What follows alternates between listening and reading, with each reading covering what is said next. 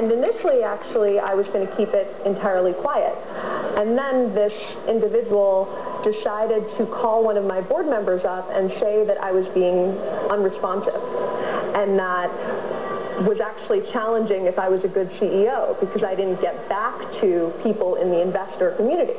And at that point, I decided to be completely transparent with my board. I showed my board the text messages. I said, how would you like me to respond to this? And it prompted a conversation amongst my board at the time, who was extremely supportive, and we decided to take a course of action where we eliminated this person and his investor kind of community from Rent the Runway. But I think that we didn't go far enough, because while we eliminated this investor from working with us, we were privileged to do that. We had access to capital, we had really strong investors. In many cases, women are being harassed by people who are on their board or who are associated with one of their venture capitalists, which was not the case in my example. So I was able to go to my board and use them as advocates and supporters. So I think that this really begs the question of when this does happen, and it's not going to stop happening overnight. When this happens, what's the protocol? Who should women be contacting, especially if her own board is not, a resource for her? Right. That changes the game would be to have more women actually working as investors, more women as venture capitalists. I have a huge amount of respect for Reid Hoffman and the decency pledge that he launched, but there are no female investors who work at his very prestigious firm, Greylock. And when I look at investors, and I've raised over $190 million, there's really two types of venture capitalists. There are the Reid Hoffmans of the world who have created the LinkedIns or the Facebooks or the Snaps of the world. And there aren't a lot of women in that position because only 4% of VC dollars have gone towards women. So it's really hard to create a multi-billion-dollar company if you don't have the capital.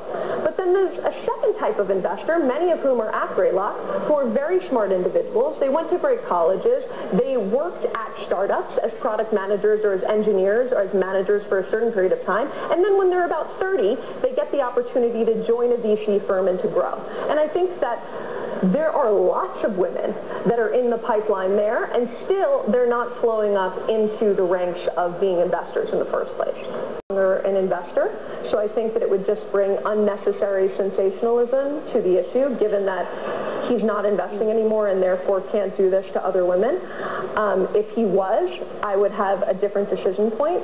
I was prompted to come on to the show today actually because of how disheartened I was, not only by all of the stories, but in particular by the story related to Katrina Lake, where she's still under NDA, not being able to talk about the experience that happened to her via her investor, Lightspeed. And that's the successful female entrepreneur in the United States right now, the most successful VC-backed female entrepreneur. She's inspirational. She's a brilliant woman. And, the way that I look at this is when VCs invest in founders, especially prior to a Series B, you're investing not just in a company, you're investing in a person, right? And Katrina is the key man. I'm the key man of Rent the Runway. She's the key man of Stitch Fix. And if your investment is being harassed, distracted, halted in some way, it's not only in your moral responsibility to help her, it's also in your financial responsibility to help her. Where if that is the source of your investment and she's being harmed, you're instead deciding to put her under NDA to shut her up. And then I thought about an analogy of how absurd this was. When Tom Brady was accused of Deflategate on the Patriots, you had Bob Kraft and Bill Belichick standing by their man. He's the key man of the team. No matter whether he did it or not, they were going to support their investment into Tom Brady and their relationship with him. Why isn't the same being done for Katrina? And in particular, if the most successful female entrepreneur is in this country is subject to this behavior by one of the top firms who, this year was lauded as being the first investor in Snap, then this is going to happen to everyone.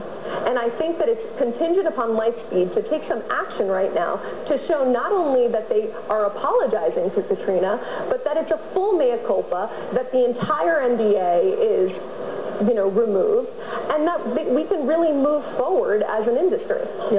And in my case, the text messages were very sexual in nature, so I think that no matter where you grew up, like, there's no gray area there.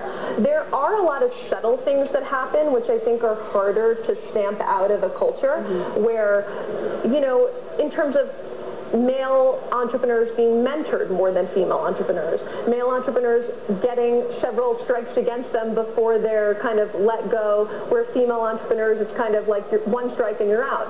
I really credit my own board and my own investors for believing in me, coaching me, letting me fail and make mistakes, letting me grow, and I understand that I'm the exception to the rule, because in most cases, my peers, other female founders, do not get the same level of support from their board and their investors that I've gotten from mine.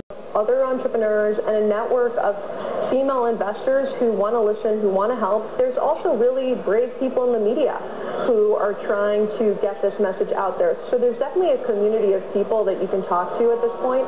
And even several years ago when I was being harassed, I wouldn't have known who to call, who to reach out to. Now I realize, this is really happening to everyone, no matter how much money you've raised, no matter how successful you've been or not been. And that's kind of one avenue. I think the other avenue is to be as transparent as possible and open with your advocates. So I was, this was a moment that brought me even closer to my board members, that showed me that they were going to support me no matter what. And I think that opening up those avenues of communication so that investors rationally hear, like, this is happening to the people that they've invested in. So financially, if you want to make a return and someone's distracting me from focusing on my business, it's not in anyone's interest to have me receiving those kinds of things. Afterwards, called one of my board members and said that, Jen's being irresponsive. That's really egregious, because he was trying to get me into trouble with my own board for not responding to him wanting to sleep with me.